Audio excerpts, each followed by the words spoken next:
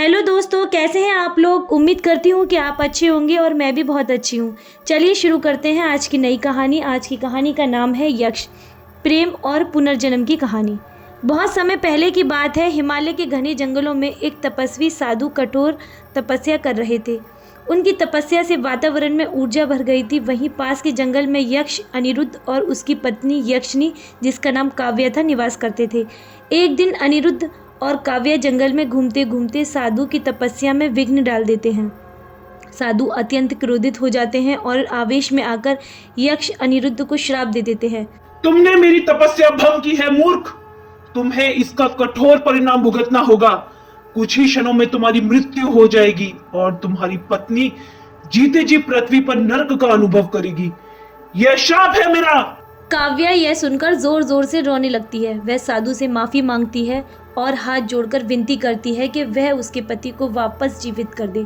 साधु उसकी पीड़ा देखकर कहता है, चुप हो जाओ पुत्री, विलाप न करो। मैं तुम्हारे पति को इस जन्म में जीवित तो नहीं कर सकता, लेकिन उसे पुनर्जन्म अवश्य मिलेगा।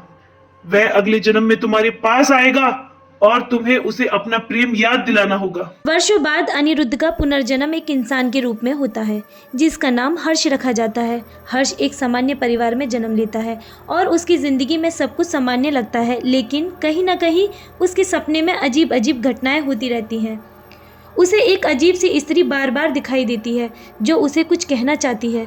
वह सपने में भी किसी जंगल और एक रहस्यमय जगह को देखता है। उधर काव्या, जो यक्षिनी है, अपनी आत्मा की पुकार से हर्ष को ढूंढने निकल पड़ती है। उसे साधु की बातें याद आती हैं कि हर्ष ही अनिरुद्ध का पुनर्जन्म है। वह हर्ष से मिलने के लिए कई बाधाओं का सामना करती है। इधर हर्ष भी अपने सपनों की सच्चाई जानने के लिए जंगल की ओर निकल पड़ता है। वहाँ उसे एक लड़की दिखती है जो गाना गा रही थी। हर्ष उसका पीछा करता है।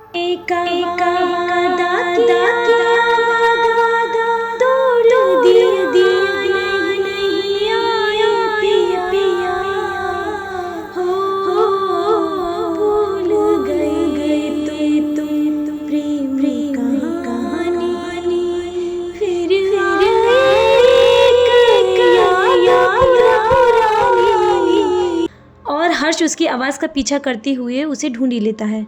हर्ष पहली बार काव्या को देखकर चौंक जाता है। उसे कुछ महसूस होता है जैसे वह उसे पहले से जानता हो। काव्या धीरे धीरे से उसकी पिछली जिंदगी और उनके प्रेम के बारे में बताती है। हर्ष को अपने पूर्व जीवन की यादें धीरे धीरे आने लगती हैं और उसे काव्या से गहरा प्रेम हो जाता है।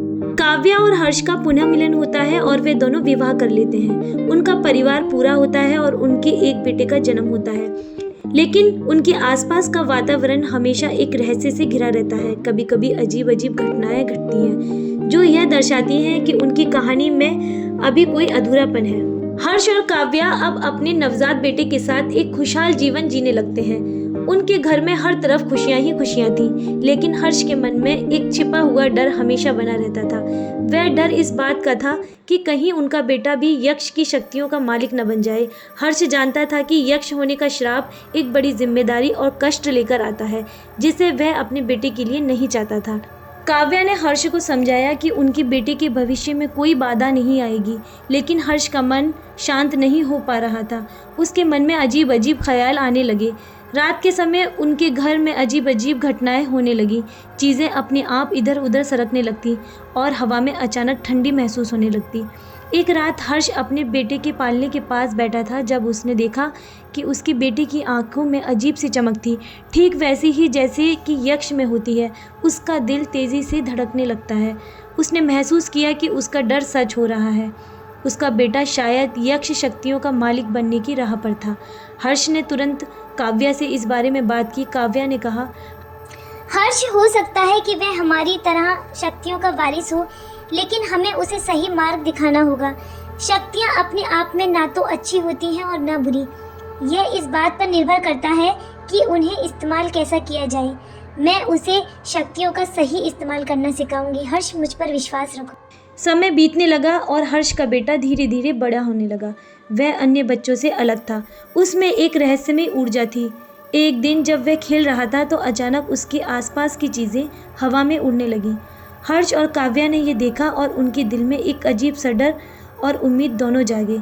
उन्हें यह तय करना था कि अपने बेटे कि इन शक्तियों को कैसे संभाले। हर्ष को डर था कि अगर उसका बेटा इन शक्तियों का सही तरीके से इस्तेमाल नहीं कर पाया तो वह भी यक्षों की तरह श्रापित हो सकता है।